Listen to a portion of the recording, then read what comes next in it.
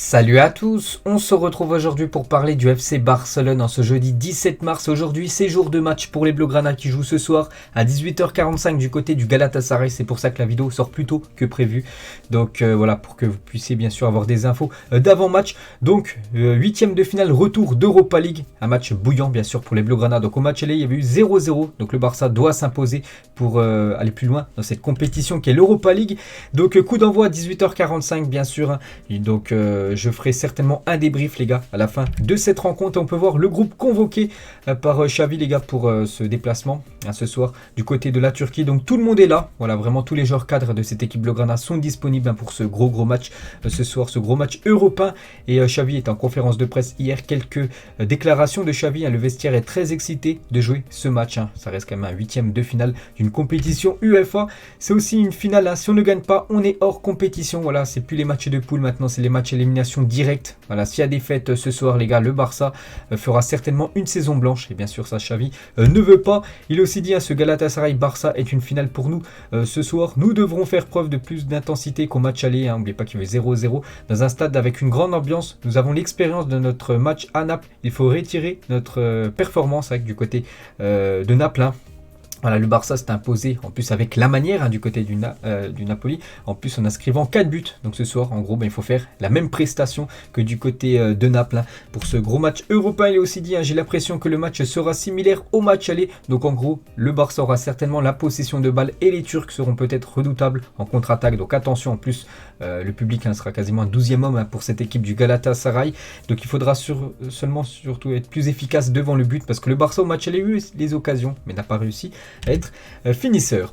Il a aussi dit, j'aime la pression, je suis très compétitif, très gagnant. Les joueurs aiment aussi ces situations. Un match comme celui de demain doit être vu comme une opportunité. C'est comme Naples et nous sommes sortis très fort là-bas. Mieux défendre les actions stratégiques. Il y a beaucoup de choses que nous devrons améliorer pour être une équipe fiable.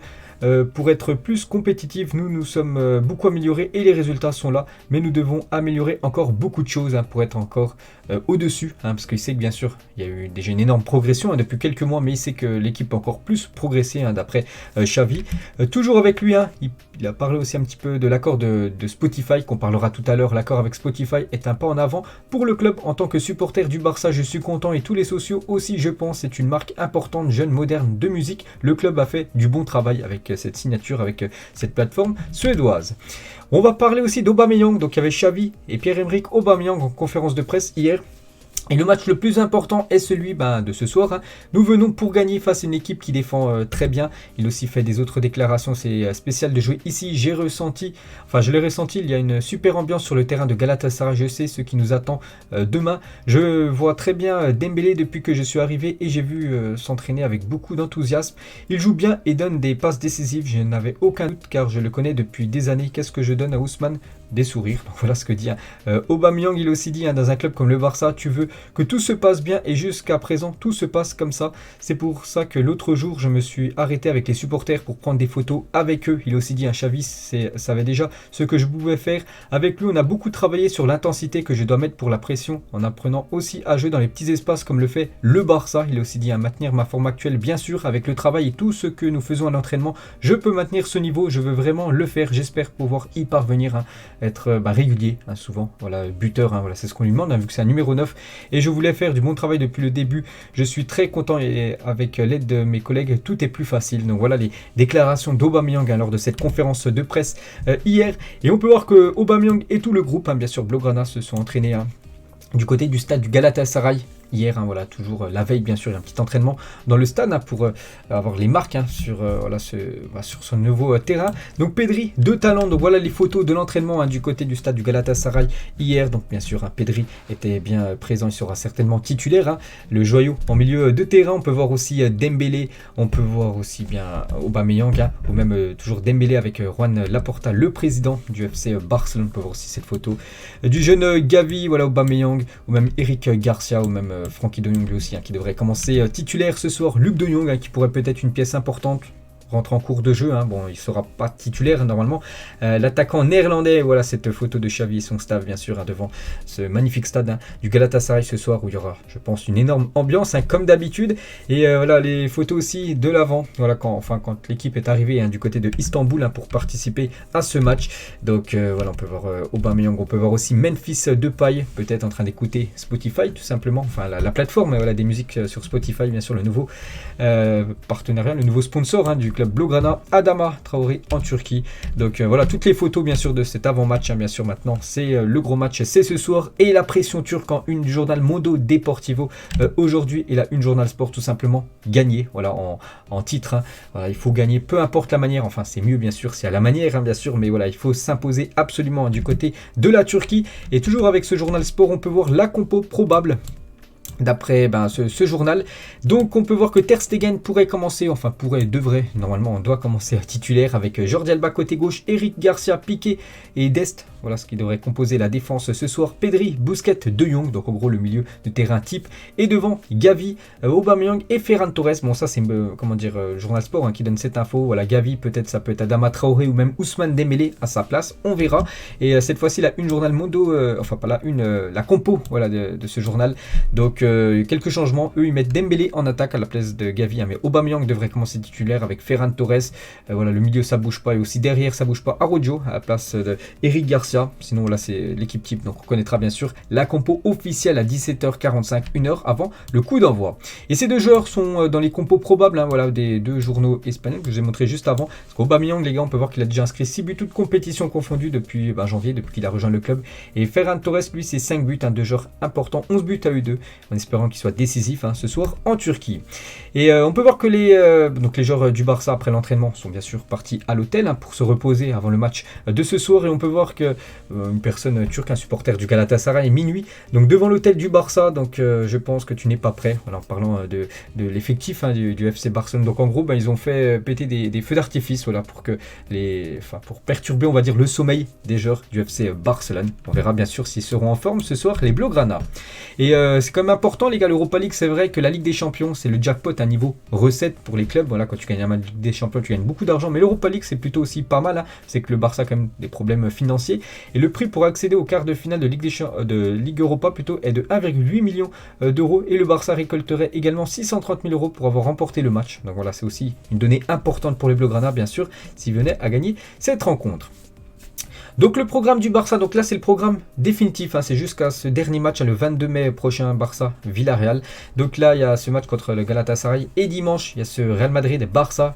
Et là, 2 semaines après, parce qu'après la trêve internationale, le Barça contre l'équipe de Séville. Donc c'est simple, une fois le leader et après le dauphin de la Liga. Donc voilà, c'est 3 matchs déterminants pour le Barça pour cette fin de saison. Donc bien sûr, si le Barça se qualifie, on pourra rajouter 2 autres matchs dans ce calendrier final hein, pour les Blaugrana.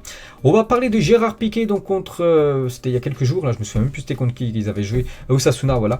Donc il a disputé son 600e match, Gérard Piqué.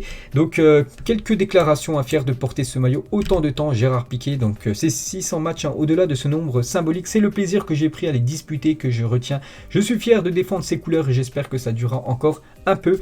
Son meilleur moment au total, ce sont beaucoup de matchs, d'entraînement et de voyages. Nous avons beaucoup d'anecdotes à raconter. Le mieux, c'est d'être là au quotidien. J'espère encore revivre des moments inoubliables et spéciaux. La génération en or, il a dit, j'ai eu la chance d'évoluer au sein d'une génération unique de footballeurs. Nous avons remporté de nombreux titres pour le club. Le fait que les joueurs ayant joué le plus de matchs soient Messi, Xavi, Iniesta, Busquets, cela montre que nous avons bien fait les choses. Et l'équipe actuelle, hein, il parle bien sûr de l'état de forme de l'équipe, je suis très optimiste. Après ce que nous avons traversé, c'est une bonne nouvelle de relever la tête et d'être sur une telle dynamique. Les supporters prennent du plaisir et nous aussi, les résultats arrivent et nous espérons continuer dans cette voie jusqu'à la fin de la saison. Donc voilà, lors de cette interview, hein, tout ce qu'a dit bien sûr voilà, Gérard Piqué bien sûr pour une petite vidéo hein, sur le site du club. Et il y a ses coéquipiers qui l'ont félicité, donc plusieurs de ses coéquipiers, là j'ai juste pris une photo voilà, par exemple de Ferran Torres, mais Dani Alves ou même Dest, voilà, lui ont mis un petit message bien sûr par rapport à ces 600 matchs hein, qu'il a disputés du côté de la Catalogne. On va parler cette fois-ci de l'accord avec Spotify, hein, j'en parlais depuis quand même pas mal de semaines, voire quelques mois. Voilà, bon, quelques mois, c'était seulement une rumeur. Quelques semaines, ça commençait à être très très chaud. Et depuis avant-hier, c'est officiel, les gars. Donc la une du journal Modo Deportivo, c'était hier, l'accord entre le Barça et Spotify. Donc voilà, c'est officiel. Spotify devient le nouveau sponsor du FC Barcelone. Donc pour ceux qui connaissent pas Spotify, donc moi, j'y suis. Donc par exemple, je paye tous les mois voilà, Spotify pour écouter de la musique. C'est vraiment très utile. Enfin, c'est moi perso. Donc en fait, c'est une plateforme qui diffuse de la musique. Voilà, pour ceux qui connaissent pas. Et du coup, ça devient le nouveau sponsor du FC Barcelone. Donc voilà le communiqué officiel, si vous voulez lire, je ne vais pas tout lire bien sûr. Donc c'est quoi? Enfin, qu'est-ce que ça va être bénéfique? Pourquoi? Pour le FC Barcelone. Donc le détail, donc le Barça va toucher quasiment, on va dire, voilà, 60 millions d'euros par an, voilà, sur une durée de 4 ans, pour le maillot équipe masculine et féminine. Donc au lieu que ça soit, là par exemple, c'est Rakuten, le sponsor, donc ça sera maintenant Spotify, c'est officiel. Donc il y aura aussi 5 millions par an sur 3 années sur le maillot d'entraînement. La même chose aussi concernant le stade, Le Camp Nou ne s'appelle plus maintenant le Camp Nou, il va s'appeler le Spotify Camp Nou. Donc voilà, tout ça assemblé, ça rapporterait quasiment 70 millions d'euros à peu près au FC Barcelone par saison, donc sur un contrat de 5 ans.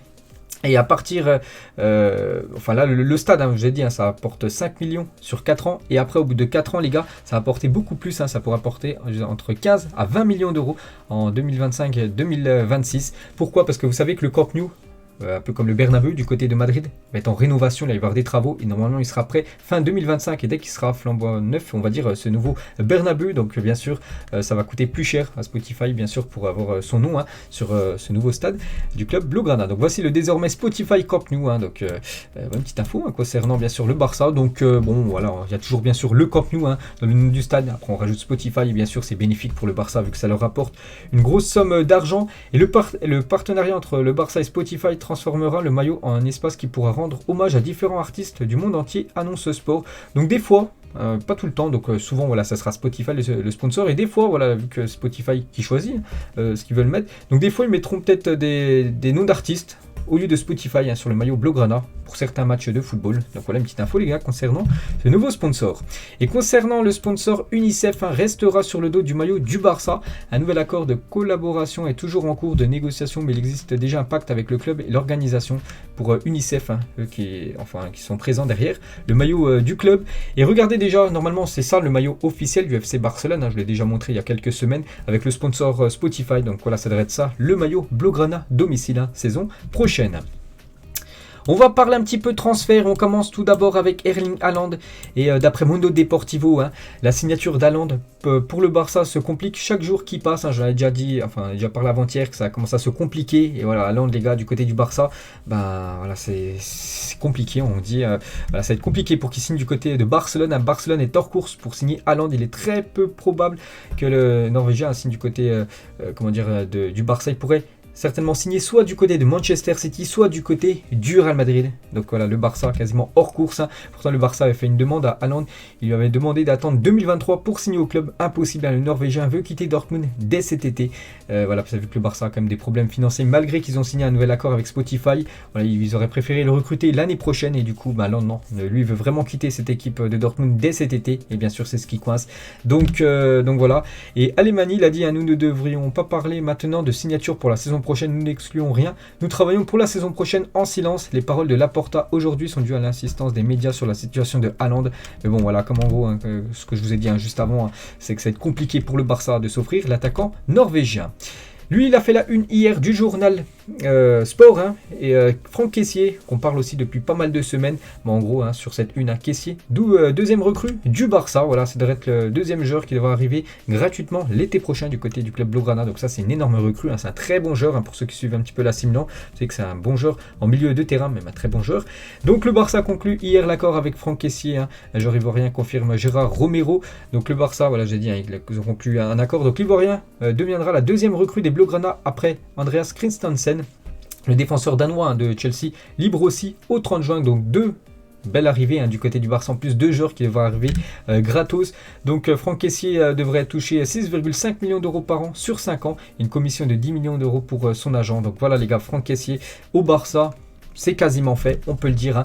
Il a quand même refusé 2 offres de Première Ligue avec un salaire plus élevé pour rejoindre le Barça. Il est très excité de rejoindre l'Espagne, d'après Fabrizio Romano. Et l'appel de Yaya Touré, ancien joueur du FC Barcelone et ivoirien, donc il connaît bien sûr Franck Essier. Donc il a également été essentiel bien sûr pour la signature. Bon, pour l'instant il n'y a encore rien de signé, bien sûr il n'y a rien d'officiel, mais il devrait normalement rejoindre bien sûr, je dis, ce club, Blaugrana, en fin de saison. Et Yaya Touré a été très important dans ce transfert. Et du coup, le Barça 2022-2023, déjà 2 recrues, en plus 2 recrues gratos, on peut dire. Christensen et Kessié, ça sera officiel à la fin de la saison. Et Noussair Mazraoui, lui aussi, pourrait faire la même chose, aussi rejoindre cette équipe Blaugrana, gratuitement. Et on peut voir que Jordi Cruyff était à Amsterdam pour le match entre l'Ajax et le Benfica, ce match de Ligue des Champions qui a eu lieu. C'était avant-hier. Jordi Cruyff a été aperçu à l'Arena Johan Cruyff pour le match de l'Ajax. Il y a quelques heures, la presse annonçait qu'il était là-bas pour boucler la signature de Mazraoui, ce joueur que j'ai parlé juste avant, ce défenseur droit marocain. Et bon, après, le Noussair Mazraoui a démenti une signature avec Barcelone. Je n'ai toujours rien signé avec Barcelone, il n'y a rien de concret, je ne suis même pas prêt de le faire, sinon je serai honnête et je le dirai. Donc il a dit ça en conférence de presse à la fin du match. Bon, peut-être pour l'instant, il ne veut rien dire, il peut absolument rien dire, mais bon, ça annonce quand même une signature du joueur Mazraoui du côté du FC Barcelone. Bon, après, il n'y a pas que le Barça, on peut voir qui est sur lui. N'oubliez pas que c'est un joueur intéressant parce que lui aussi il est en fin de contrat, donc il y a aussi le Bayern, Dortmund, Naples et l'AC Milan qui s'intéressent à lui. Et bien sûr le Barça le veut absolument. Des nouvelles de Neymar, l'ancien joueur du FC Barcelone, joueur du Paris Saint-Germain. Vous savez que du côté du PSG, c'est délicat sa situation. Et Neymar a été proposé ces derniers mois à plusieurs clubs, dont Barcelone. Les dirigeants du PSG ne se poseront pas un départ. Donc voilà, il a été proposé au FC Barcelone. On peut voir que Laporta, d'après Quattro, a refusé le retour de Neymar. Donc voilà, ça ne sera pas du côté du Barça, son futur club, pour Neymar. Puisqu'en plus, il a un énorme salaire, bien sûr, le Barça ne peut pas se permettre. Concernant Umtiti, qu'on voit plus du tout actuellement, Umtiti, le Barça pousserait pour vendre Umtiti à Lyon, son ancien club à Lyon, qui va adopter une stratégie du retour des anciens, hésiterait pour son ancien défenseur car ayant des doutes sur sa condition physique d'après Mondo Deportivo. Donc voilà, Umtiti, s'il veut rejouer un peu, avoir du temps de jeu, il va falloir qu'il quitte l'équipe du Barça. Maintenant, c'est à lui de prendre bien sûr une décision et Lyon est intéressé. On va parler du jeune Gavi. Liverpool s'intéresserait à Gavi et serait prêt à lui offrir un salaire annuel de 6 millions d'euros par an. Attention au Barça, bien sûr, il pourrait se faire piquer la pépite Gavi, qui a seulement 17 ans. Il y a aussi Manchester United, les gars, qui propose un salaire de 8 millions d'euros, cette fois-ci à Araujo, le défenseur uruguayen, qui est en fin de contrat l'année prochaine, en 2023. Et Arsenal lui propose un salaire de 6 millions d'euros par an. Bien plus que ce que propose le Barça pour prolonger Araujo. Donc voilà, 2 dossiers très délicats pour le Barça qui vont devoir absolument avancer, parce que sinon bien sûr ces 2 joueurs pourraient quitter l'équipe Blaugrana, parce que on peut voir qu'ils pourraient toucher d'énormes salaires ailleurs. On va parler d'un match, le Barça contre Séville, que j'ai dit juste avant, les gars. Donc ça sera, le match est prévu le dimanche 3 avril à 21h. On en a connu hier, la date et horaire définitif. Donc ça sera un dimanche soir en prime time, ce gros match entre le 3e et le 2e de cette Liga. Le prochain match en Liga, c'est contre le Real Madrid, c'est dimanche soir, c'est le Classico. Toutes les places ont été vendues pour le premier Classico à se disputer au Santiago Bernabéu depuis mars 2020. Donc il y aura une grosse ambiance du côté du Bernabéu pour ce gros match de Liga. Et concernant quelques joueurs du Real, donc Benzema, Rodrigo et Mendy sont incertains pour le Classico. Donc Mendy, lui, c'est officiel, il ne sera pas là. Donc c'est quand même une bonne nouvelle pour le Barça parce que c'est un bon joueur, Mendy. Rodrigo devrait être disponible et Benzema, on ne sait toujours pas s'il sera là ou non. Bien sûr, le Real Madrid ne joue pas pareil quand Benzema est là et quand il n'est pas là. Et le Barça, les gars, jouera sous le maillot Señera dimanche prochain au Santiago Bernabéu. Donc ça sera ce maillot jaune avec les traits rouges lors de ce match contre le Real.